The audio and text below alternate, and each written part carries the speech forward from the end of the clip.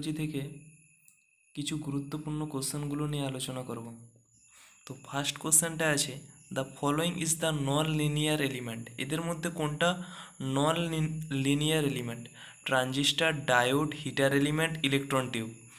তো আমাদের ডায়োডটা এখানে কারেক্ট অ্যান্সার হয়ে যাবে। তো আমাদের জানতে হবে লিনিয়ার এলিমেন্ট আর নন লিনিয়ার এলিমেন্টটা কী, বা এদের মধ্যে ডিফারেন্সটা কোথায়। তো লিনিয়ার এলিমেন্ট, লিনিয়ার এলিমেন্ট বলতে আমরা কি বুঝি? লিনিয়ার লিনিয়ার এলিমেন্টের মধ্যে সবসময় এর linear relationship between excitation and response. Excitation আর রেসপন্সের মধ্যে সবসময় একটা লিনিয়ার রিলেশনশিপ থাকবে, সরল রৈখিক সম্পর্ক। আচ্ছা, এক্সাইটেশন মানে কি? ইনপুট, ইনপুট আর output. Response means output. Input আর আউটপুটের মধ্যে একটা লিনিয়ার রিলেশনশিপ থাকবে। ধরো একটা রেজিস্ট্যান্সের ক্ষেত্রে, for resistance V is equal to কি? V is equal to IR. তাহলে ভি ইজ, রেজিস্ট্যান্সটা যদি আরটা কনস্ট্যান্ট থাকে, যদি আমি ভোল্টেজ বাড়ানোর সঙ্গে সঙ্গে কারেন্ট বাড়বে, তাহলে এখানটায় রিলেশনশিপটা কি? ভোল্টেজ আর কারেন্টের মধ্যে রিলেশনশিপটা কি? Linear relationship. তো রেজিস্ট্যান্সটা একটা লিনিয়ার এলিমেন্ট। আচ্ছা, লিনিয়ার এলিমেন্ট সম্বন্ধে কিছু ইম্পর্ট্যান্ট তথ্যগুলো আমাদের খুব জানা দরকার। লিনিয়ার প্রপার্টিটা কি? Linear property is the combination of the homogeneity and additivity properties. আচ্ছা, তাহলে আমাদের জানতে হবে হোমোজিনিটি প্রপার্টিটা কি আর অ্যাডিটিভিটি প্রপার্টিটা কি। ধরো এই একটা সার্কিট, এখানটা এলিমেন্ট ওয়ান আর এলিমেন্ট টু, এলিমেন্ট ওয়ান আর এলিমেন্ট টু। এলিমেন্ট ওয়ান ধরো ভোল্টেজ সোর্স, এখানটা একটা এলিমেন্ট টু সেটা কারেন্ট সোর্স, বা কারেন্ট সোর্স নয় সরি, এটা ধরো রেজিস্ট্যান্স, ক্যাপাসিট্যান্স যে কোনো হতে পারে। এলিমেন্ট ওয়ান এখানে ইটি, আর ইটিটা কি? এক্সাইটেশন, আর আরটিটা হচ্ছে রেসপন্স। ধরো আমি এখানে একটা ভোল্টেজ সোর্স ভি, এর সঙ্গে আমি আলফা মানে ভোল্টেজ সোর্সটাকে আলফা মাল্টিপ্লাইড করলি, তাহলে যে কারেন্ট মানে কারেন্টটা পাওয়া যাবে সেটা কি? আলফা মাল্টিপ্লাই, সেটা দুভাবে পসিবল হতে পারে। তাহলে রেসপন্সটা একটা হচ্ছে alpha multiplied into RT, R naught equal to alpha multiplied RT. এই যে ইয়ের সঙ্গে আমি আলফা গুণ করলাম, এটা যদি আলফার সঙ্গে রেসপন্সের গুণ হয়, তাহলে এই যে প্রপার্টিটাকে হচ্ছে law of law of homogeneity property, আর এটা হচ্ছে ল অফ হোমোজেনিটি প্রপার্টি। আর এই যে যদি না হয় সেটা হবে ল অফ হোমোজেনিটি প্রপার্টি নয়। আচ্ছা, তারপর অ্যাডিটিভিটি প্রপার্টিটা কি? অ্যাডিটিভিটি প্রপার্টি, ধরো আমি এখানটা একটা ভোল্টেজ সোর্স আছে, আরও একটা ভোল্টেজ সোর্স যোগ করলাম, ই one T plus E two টি। তাহলে সেক্ষেত্রে এই যে এক্সাইটেশন যোগ করলাম, তাহলে সে রেসপন্সটাও কি যোগ হবে? যোগ হতেও পারে আবার নাও হতে পারে, দুটা পসিবিলিটি থাকতে পারে এলিমেন্ট টু এর ক্ষেত্রে। যদি এটা সম্ভব হয় তাহলে সেটা হবে ল অফ অ্যাডিটিভিটি ফলো করে। এইগুলো খুবই ইম্পর্ট্যান্ট তথ্য, ইলেকট্রিক্যাল স্টুডেন্টদের ক্ষেত্রে এগুলো খুবই গুরুত্বপূর্ণ তথ্য।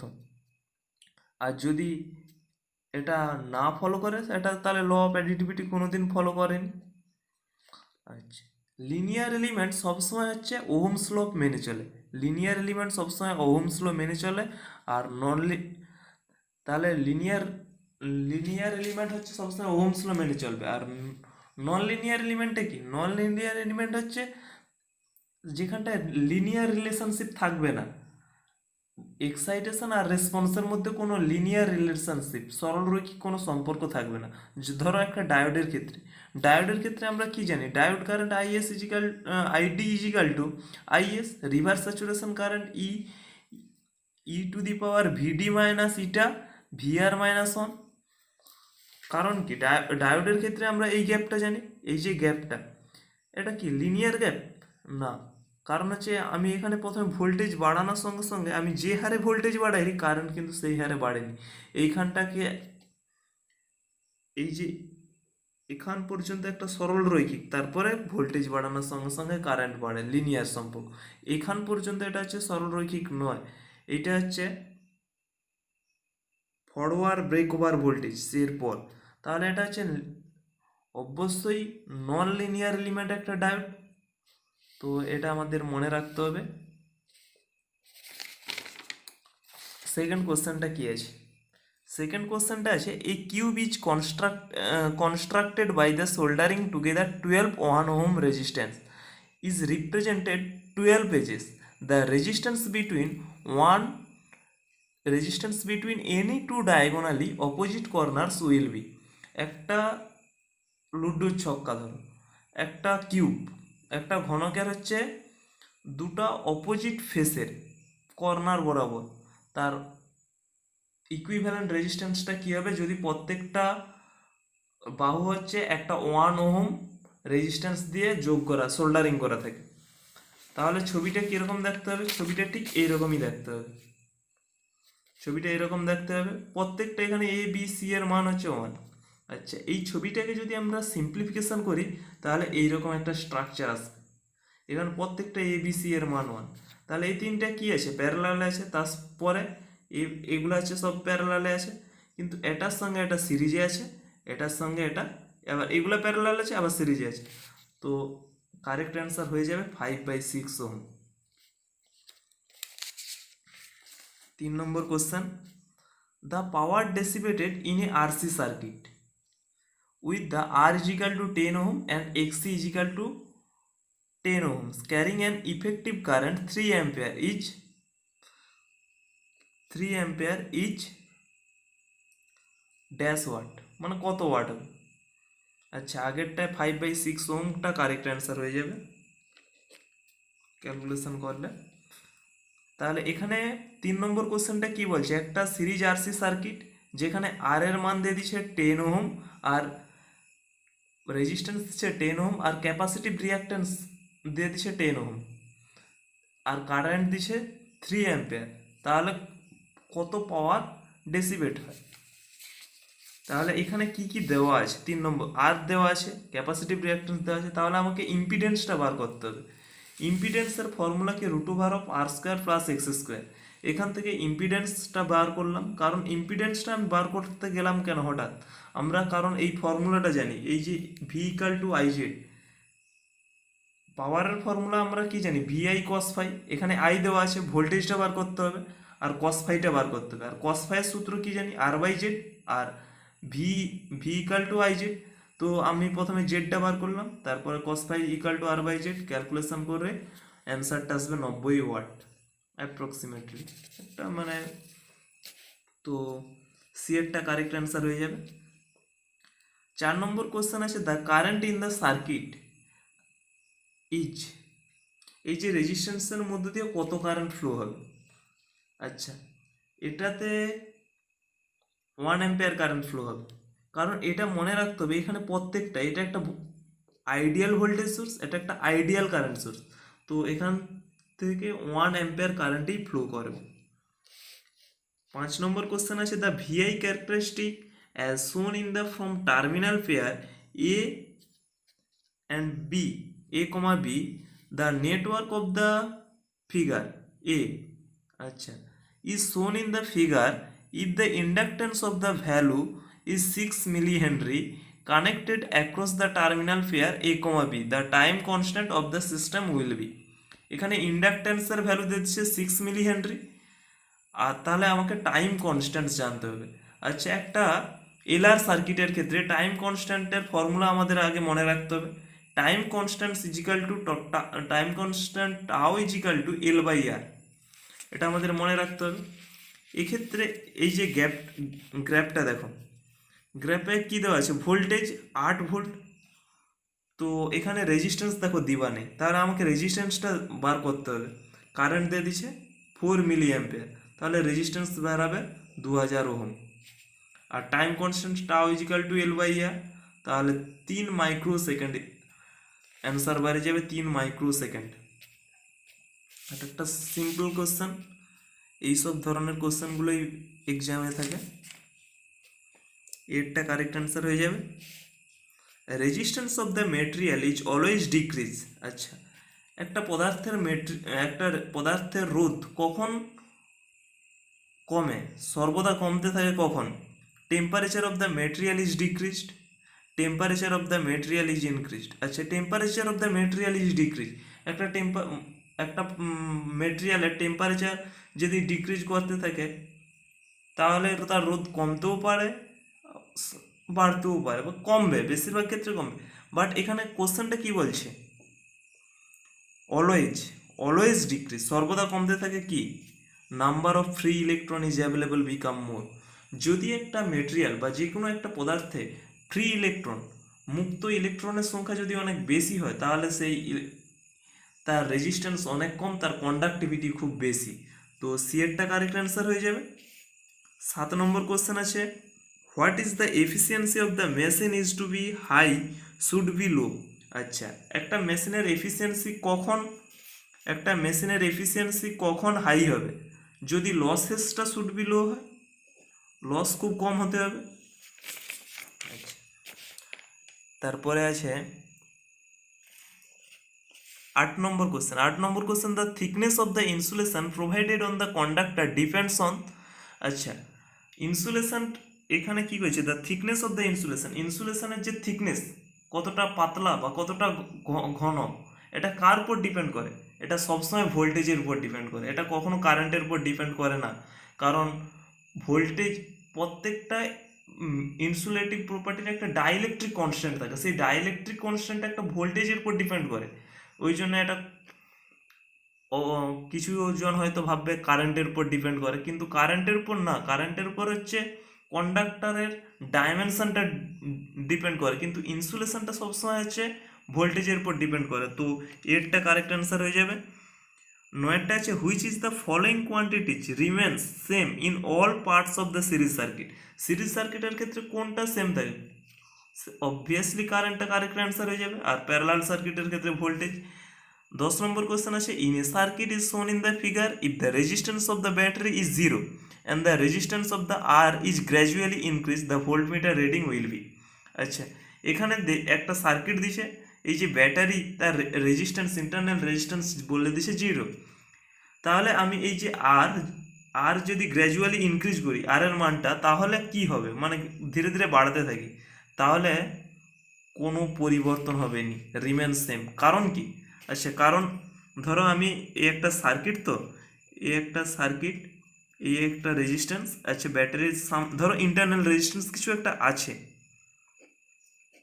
তো কারেন্ট ফ্লো আছে। একটা সিরিজ, এই যে স্মল আর আর ক্যাপিটাল আর, এখানটা আমি ভোল্টমিটার লাগাইছি, যদি এইটা 0 থাকে, এটা তো ভি, এটা তাহলে কি, এর মধ্যে দিয়ে কারেন্ট ফ্লো হবে। এটা যদি 0, প্রথম ক্ষেত্রে যেহেতু কোশ্চেন অনুযায়ী এটা 0, তো এই ক্ষেত্রে কারেন্ট কি, আই ফ্লো হবে। এটা যদি আমি রেজিস্ট্যান্সটা বাড়াতেও থাকি বা কমাতেও থাকি, কোনোরূপ ভোল্টেজের পরিবর্তন হবে না। কারণ কি, এর অ্যাক্রসে ভোল্টেজ সবসময় V1 সবসময় সমান হবে। কারণ কি, I1 ইন্টু R1 বা R2।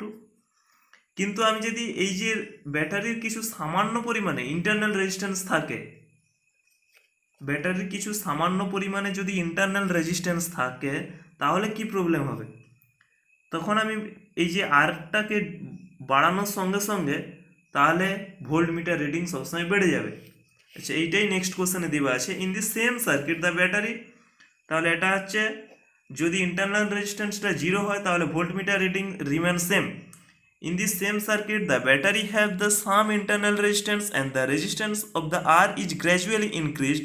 The voltmeter reading will be, এটা কি, তাহলে কি হয়ে যাবে, ভোল্টমিটার রিডিং সবসময় ইনক্রিজ হবে যদি রেজিস্ট্যান্স, কারণ কি, ভোল্টমিটার কি, ভোল্টেজ অ্যাক্রস দিস রেজিস্ট্যান্স, তাহলে আই ইন্টু আর ওয়ান, যেহেতু সিরিজ সার্কিটের ক্ষেত্রে কারেন্ট সমান, আর যেহেতু বাড়বে তাহলে রেজিস্ট্যান্সটা বাড়বে। আচ্ছা, 3 রেজিস্ট্যান্স আর দিছে 10 ohm, 15 ohm and 30 ohm are connected in parallel, the total resistance of the combination of the circuit 5 ohm, 10 ohm, 15 ohm and 55 ohm. 3টা রেজিস্ট্যান্স দিয়েছে, তার প্রত্যেকটার মান হচ্ছে 10 ওহম, 15 ওহম, 30 ওহম। 3টা আছে প্যারালালে কানেক্ট আছে, তাহলে ইকুইভ্যালেন্ট রেজিস্ট্যান্সটা কি হবে, 1/R is equal to 1/R1 plus 1/R2 plus 1/R3। তো ক্যালকুলেশন করে 5 ওহমটা কারেক্ট অ্যান্সার হবে। যদি ক্যালকুলেশনগুলো না বুঝতে পারো আমাকে অবশ্যই কমেন্ট করবে, বা আমাদের একটা হোয়াটসঅ্যাপ গ্রুপ আছে, ওখানে যুক্ত হয়ে যাবে, ওখানে জিজ্ঞাসা করতে থাকবে। আচ্ছা, 13 নম্বর কোশ্চেন আছে, the resistance of the two wires is 25 ohm when connected in the series 6 ohm, আর when connected in parallel the resistance of the each wire. আচ্ছা, দুটা ওয়্যারের রোধ দিয়ে দিচ্ছে 25 ওহম, যখন তাদেরকে সিরিজে যুক্ত করা হচ্ছে 25 ওহম, আর যখন প্যারালালে যুক্ত হচ্ছে 6 ওহম, তাহলে এই যে এখানে অপশান দেখে এমনি অ্যান্সার বলা যাবে 10 ওহম আর 15 ওহম। কারণ কি, সিরিজের ক্ষেত্রে R1 plus R2, R1 plus R2-র ক্ষেত্রে এখানে দেখো সবগুলো যোগ করে ফেলো। তো না করা, যদি ধরো এখানে 12 ওহম 13 ওহম থাকতো তখন কি করতো, তখন এইটা হচ্ছে মেন ফর্মুলা। এই ক্যালকুলেশন এইভাবে করতে হবে, এইভাবে করে দেখো R1 R2-র মান 15 ওহম 10 ওহম আসবে। তো ক্যালকুলেশন যদি না কেউ বুঝতে পারো অবশ্যই কমেন্ট করবে।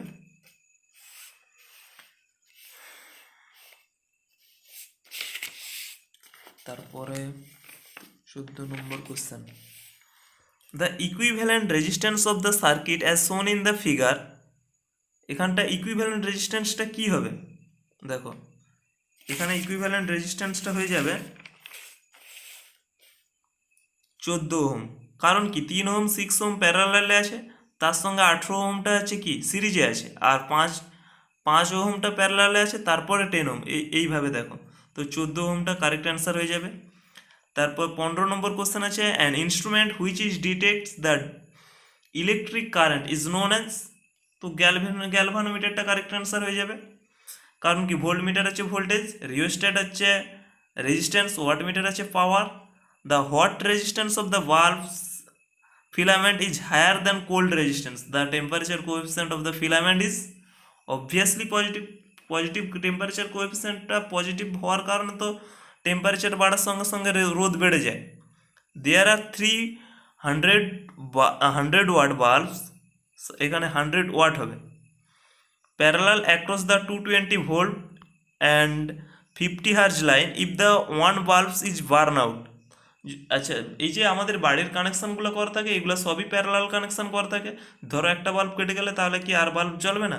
অবভিয়াসলি জ্বলবে। একটা বাল্ব কেটে গেলে remaining 2 bulbs will produce light. ডিএরটা কারেক্ট অ্যান্সার হয়ে যাবে। The SI unit of the power, পাওয়ারের এসআই ইউনিট কি? SI unit of the power, sorry energy, SI unit of the power হচ্ছে ওয়াট। এখানে অপশানটা ভুল লেখা হয়ে গেছে, সরি, ওয়াট হবে। Electric pressure is also called, electric প্রেসারটাকে কি বলা হয়?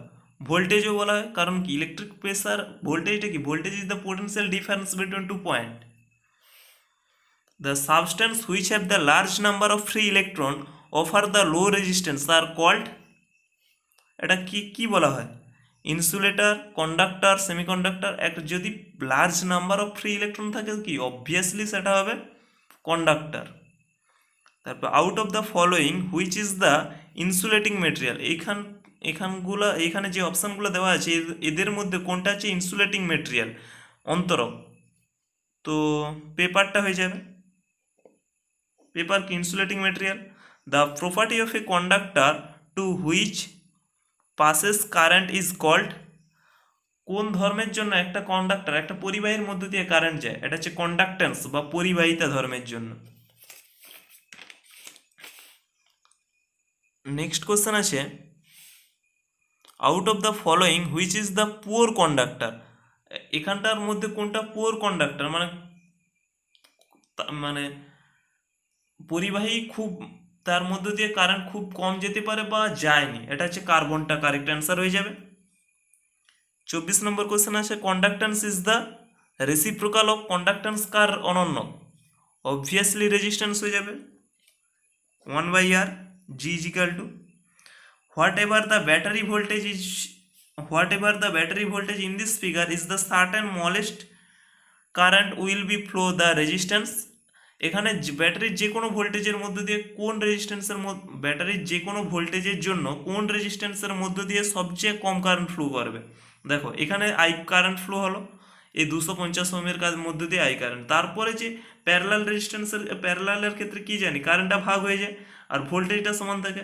তো কারেন্ট যেখানে বেশি রেজিস্ট্যান্স থাকবে সেখানে কম যাবে, কারণ কি প্রত্যেকটার ভোল্টেজ সমান। I1 R1, I2 R2, I3 R3, এগুলো প্রত্যেকটা সমান। R1 যখন বেশি হবে তখন I1 কম হবে, তো 150 ওহমটা কারেক্ট অ্যান্সার হয়ে যাবে। Which is the following material has the negative temperature coefficient resistance? এটা অবভিয়াসলি কার্বন হয়ে যাবে, সিয়েরটা। Ohm's law is not applicable, Ohm's law কার ক্ষেত্রে অ্যাপ্লিকেবল নয়? এটা হচ্ছে ভ্যাকুয়াম টিউবস, এরটা কারেক্ট অ্যান্সার হয়ে যাবে। The resistance of the circuit consisting of two branches, if the resistance of the one branches দিচ্ছে 18 ohm, what is the resistance of the other? 28 নম্বর কোশ্চেনটা কি বলছে? একটা ব্রাঞ্চের রেজিস্ট্যান্স দিয়ে দিচ্ছে 18 ওহম, টোটাল ইকুইভ্যালেন্ট রেজিস্ট্যান্স দিচ্ছে 12 ওহম, তাহলে R2 ইজিক্যাল টু ক্যালকুলেশন করে আসলে 36 ওহম। ক্যালকুলেশনটা সবাই অবভিয়াসলি মনে বুঝতে পারছো, না বুঝতে পারলে কমেন্ট করবে। 29 নম্বর কোশ্চেন আছে, in this circuit as shown in the figure RTH is equal to, আচ্ছা এখানে থেভেনিনস ইকুইভ্যালেন্ট রেজিস্ট্যান্সটা কত হবে? থেভেনিনস ইকুইভ্যালেন্ট রেজিস্ট্যান্সের ক্ষেত্রে অবভিয়াসলি সবসময় লোড রেজিস্ট্যান্সটাকে খুলে দেওয়া হয় এবং লোড রেজিস্ট্যান্সের দিক থেকে দেখতে হয়। দেখো এইখান থেকে দেখতে হয়, লোড রেজিস্ট্যান্সটা খুলে দিলাম, তারপর এখান থেকে দেখলে কি হবে? আর থ্রিটা সিরিজে আছে, তারপরে R1 R2 প্যারালালে আছে, আর সরি এই যে ভোল্টেজ সোর্সটাকে শর্ট সার্কিট করে দেওয়া হয়। ভোল্টেজ সোর্স শর্ট সার্কিট আর কারেন্ট সোর্স থাকলে ওপেন সার্কিট, আর লোড রেজিস্ট্যান্সটাকে খুলে দেওয়া হয়। তো এটা কারেক্ট অ্যান্সার হয়ে যাবে, এরটা কারেক্ট অ্যান্সার হয়ে যাবে, বিয়েরটা 36। তারপর 30 নম্বর কোশ্চেনটা আছে, what is the linear element? আচ্ছা এই কার্ভগুলোর মধ্যে কোনটা লিনিয়ার? আমি প্রথমে লিনিয়ার আর নন লিনিয়ার এলিমেন্টগুলো খুব ভালো করে বুঝিয়েছি, ওটা যদি তোমরা বুঝতে পারো এটা অবশ্যই বলতে পারবে। এটা কি একটা ডায়োডের কার্ভ, এইটা বিয়েরটা কারেক্ট অ্যান্সার হয়ে যাবে। এটা হচ্ছে একটা লিনিয়ার এলিমেন্টের কার্ভ বা লিনিয়ার কার্ভ। তো আজকের ভিডিও এই পর্যন্ত। এভাবে আমি ইলেকট্রিক্যাল সার্কিট থেকে মোটামুটি 100খানা কোশ্চেন আলোচনা করব, তার মধ্যে প্রায় সব কোশ্চেনই থাকবে। তারপরে ম্যাগনেটিক সার্কিট থেকে 100খানা আর মেশিন থেকে 100খানা। তো চ্যানেলটা অবশ্যই সাবস্ক্রাইব করবে।